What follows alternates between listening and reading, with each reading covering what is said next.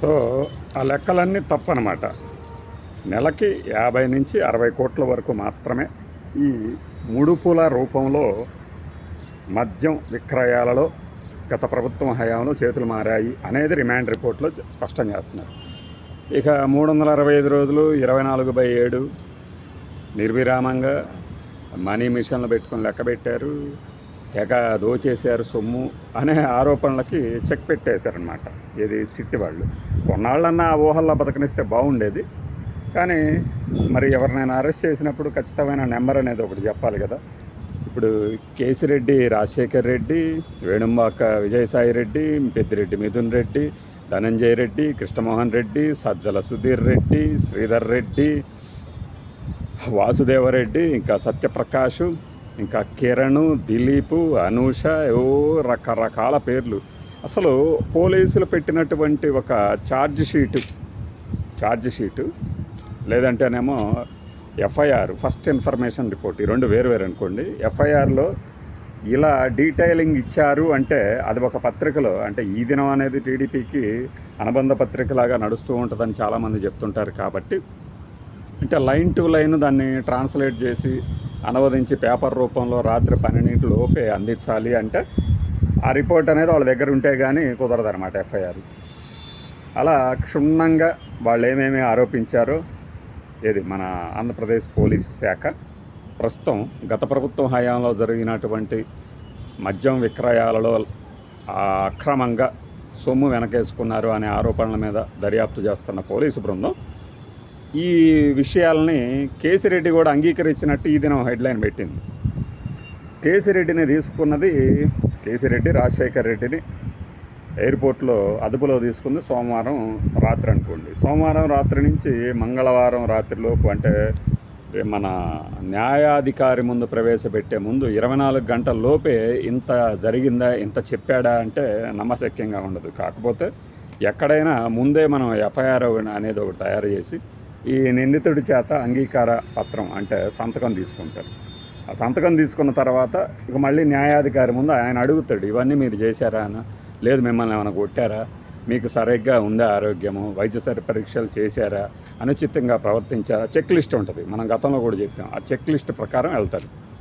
వెళ్ళిన తర్వాత ఆ రిమాండ్ ఇవ్వడమా లేదా అనేది. అయితే నిన్నేం జరిగిందంటే వీళ్ళు తీసుకెళ్ళిన కోర్టులో ఇది మా కిందకి రాదు కదా, వేరే కోర్టుకు తీసుకెళ్ళండి అన్నారు. అక్కడ అంటే తత్తరపాటు, త్వరగా దీన్ని ఏదో ఒక లాజికల్ ఎండ్కి తీసుకొద్దాము అనే ఒక తత్తరపాటులో ఈ సెక్షన్లు వీళ్ళ మీద ఆరోపించినవి ఈ ఆధారాలతో ఈ కోర్టులో మీరు ప్రవేశపెట్టలేరు, వేరే కోర్టుకి వెళ్ళండి, స్పెషల్ కోర్టుకి అని చెప్పడం జరిగింది.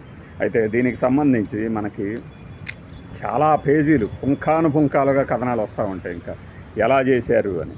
ఇప్పుడు పార్టీ ఫండ్కి కొంత, అలానే మనం చెప్పిన వాళ్ళకే టెండర్లు ఇవ్వడం ద్వారా అనేది దీనిలో ప్రధాన ఆరోపణల గత ప్రభుత్వ హయాంలో చేసిన పెద్దలు అని. కానీ దాన్ని ఎలా నిరూపిస్తారు? ఈ డబ్బు తీసుకున్న డబ్బుని ఫలానా కంపెనీల్లోకి ఫలానా రూపంలోకి మార్చారు అని. వీటిలో ఏం చేస్తున్నారంటే కొన్ని ఏదో గిఫ్ట్ కాయిన్లు ఇచ్చారు, ఆ గిఫ్ట్ కాయిన్లు ఇచ్చినందుకు గాను వాళ్ళకి మనం డబ్బులు చెల్లించాము, ఆదాయం పెరిగింది కాబట్టి గిఫ్ట్ కాయిన్లు ఇచ్చాము, పెంచేందుకు ఇది ఒక మార్గం అని చెబుతూ ఆ గిఫ్ట్ కాయిన్లు కొన్నట్టుగా చూపించారు. కానీ ఆ డబ్బుతో అసలు గిఫ్ట్ కాయిన్లు కొన్నదే లేదు అనేది ఇంకొక చిన్న లిటిగేషన్ ఉంది అందులో.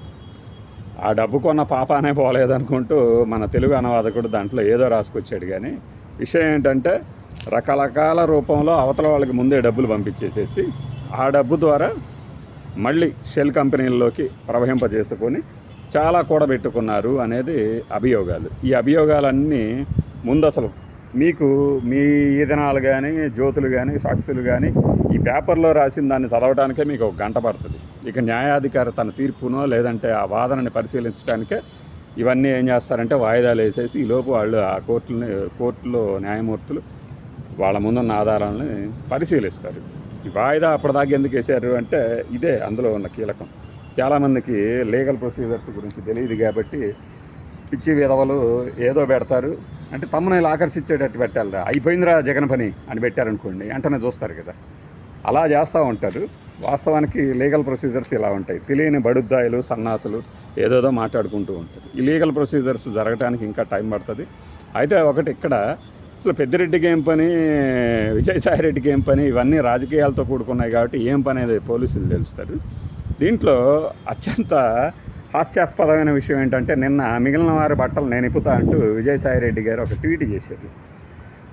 వెంటనే దానికి టీడీపీ, వైఎస్ఆర్సీపీ ఇద్దరు సరైన డోసు ఇచ్చారనమాట. టీడీపీనేమో చింతకాయల విజయ్ అయ్యన్న పాత్రుడు కొడుకు, ఆయన అసలు నువ్వు విజిల్ బ్లోయర్ కాదు, నువ్వు విజిల్ ఫ్లోయర్వి, క్రైమ్ ఫ్లోయర్వి అన్నట్టు ఇచ్చే మనోడు మైండ్ లేదు. అదే బ్లాక్ అయిపోయి ఏం మాట్లాడాలో అర్థం కాక మెదలకుండా ఉన్నాడు. మామూలుగా అయితే రిటార్ట్లు ఇచ్చేయి అట్నుంచి కూడా. ఇక అంబటి రాంబాబు గారి గురించి తెలిసిందే కదా, తనదైన స్వరంతో కాబట్టి విజయసాయిరెడ్డి గారు మీరు చేస్తున్నది తప్పు అనుకుంటే ఆ రేంజ్లో రెచ్చిపోతారు. ఇవన్నీ చూస్తున్నప్పుడు నవ్వు వస్తుంది. మీరే పాత్రధారులు, మీరే సూత్రధారులు, ఇప్పుడు మీరే సాక్షులు, అప్రూవర్లు. ఎలాంటి సంఘటనలు జరుగుతున్నాయంటే తెలుగు రాజకీయాల్లో, ఇప్పుడు ఆయన వదిలేసిన రాజ్యసభ సీట్ని అన్నామలైకో లేకపోతే మందకృష్ణ మాదికో కట్టబెట్టబోతున్నారని ప్రచారం సాగుతుంది. మ్యాక్సిమం అన్నామలైకి ఇస్తారని అనుకుంటున్నాం. సరే, అది వేరే వీడియోలో మాట్లాడుకుందాం. ఇది ఈ కేసిరెడ్డి తాలూకు ఏది ఓ కేసిరెడ్డి కోర్టుకు వెళ్ళిన కేసిరెడ్డి వాంగ్మూలం వెనక కథ. వాంగ్మూలం ఆయన అయితే ఇంతవరకు ఇయ్యలేదు, ఇచ్చాడనుకోవటం మన భ్రమ. ఏం జరగబోతుంది కేసులో అనేది ఎలా ఉన్నా కూడా, కేసులకి ఎంత వసూలు చేశారు, అంత వసూలు చేశారు అనేది అంత సినిమా లేదు. ఎంత వసూలు చేశారు అనేది ఆరోపిస్తుంది. ఆరోపణల వరకైనా ఆ నెంబర్ ఏంటంటే చాలా తక్కువ. కుంభకోణాల రూపంలో మనం ఇది తక్కువ అది ఎక్కువ అనడం కరెక్ట్ కాదు, కానీ ఒక పైసా అవినీతి అయినా అవినీతి అని చాలామంది చెప్తుంటారు. అయితే దీనికి గవర్నర్ అనుమతి కూడా అవసరం అవుతుంది, పెద్ద పెద్ద వాళ్ళ జోలికి పోవాల్సి వచ్చినప్పుడు. ఆ విషయం అందరికీ తెలిసిందే. చూద్దాం ఇంకా రాబోయే రోజుల్లో ఎలాంటి అనూహ్య, విపత్కర, అవాంఛనీయ, కొంతమంది వాంఛనీయ పరిణామాలు జరగబోతున్నాయో. బాయ్.